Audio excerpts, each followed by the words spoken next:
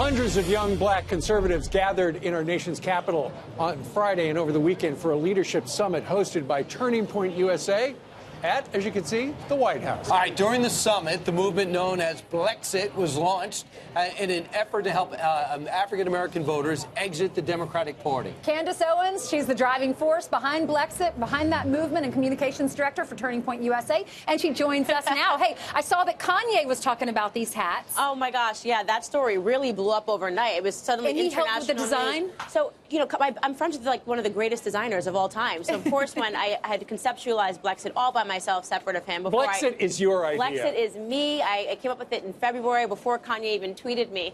And he's a designer. So, you know, I brought him a hat that I had made, and I was like, do you like this? And he said, no, I don't like it. He goes, no, I don't like it. Like that. And he gave you that. Can you hold that up? No, so he didn't give me this. So he had introduced me to a designer that was making these this calligraphy letters that were based in human beings, which was largely inspired by Uganda. Sure. And he helped me, that designer helped me create an entire font that we then put on hats. So explain for us what Blexit is and how you came up with the idea. You were watching a television. Yes, the black exit from the Democrat Party because it's time that we stop allowing them to use us for votes and deliver none of the promises that they ensure every election cycle. And I came up with it actually backstage at CPAC. I got slammed out of hearing Trump speak because I was too late to go to the doors, and I was shoved into this tiny little room with Nigel Farage, and we were watching the president speak. I looked up and I said, oh, that's the guy who did the Brexit thing. And I said, we really need a Blexit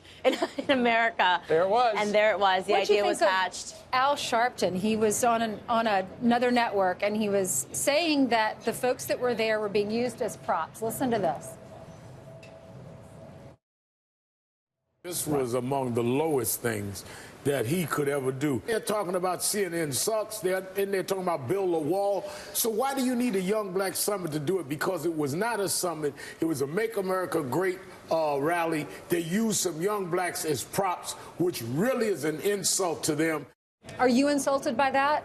Are you a prop? I thought it was tremendously hurtful, and it was also frustrating because we had a lot of students there who literally were coming out of group homes, who didn't know what to wear, who were wearing their grandma's dresses, and the amount of emotion when Don Jr. came out the night before and they were just crying and they were so thankful that a president had ever invited them to a White House, that we went above and beyond to make sure that we could cover their expenses, and to have him just insult the entire movement without reaching out to so much as one person to hear their story. It was frustrating, but then, you know what? It proved my point. Because that's what the Democrats view black people as, props. And so he just stuck them into his narrative. He had no idea. He stuck them into his narrative and his talking point. He did not reach out to speak to any of them because he doesn't care about them. And that's the point that we're trying to get them to understand. And we just met about an hour ago. We met a couple of the young ladies who were there, and it changed their lives. Right. It was completely transformative, a new perspective, and they're feeling tremendously empowered. And I have no doubt that by 2020 there will be a black exodus from the Democrat Party. Ladies and gentlemen, round of applause for Candace Owens.